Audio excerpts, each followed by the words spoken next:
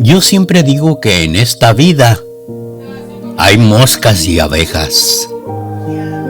Las moscas son las personas que no importa el lugar tan bonito donde las pongas, siempre van a encontrar el pedacito de caca. ¿Y las abejas? Son las personas que no importa el lugar tan feo que las pongas, siempre van a encontrar la flor y la miel. Es aquí donde yo les pregunto, ¿qué quieres ser en la vida? ¿Mosca o abeja?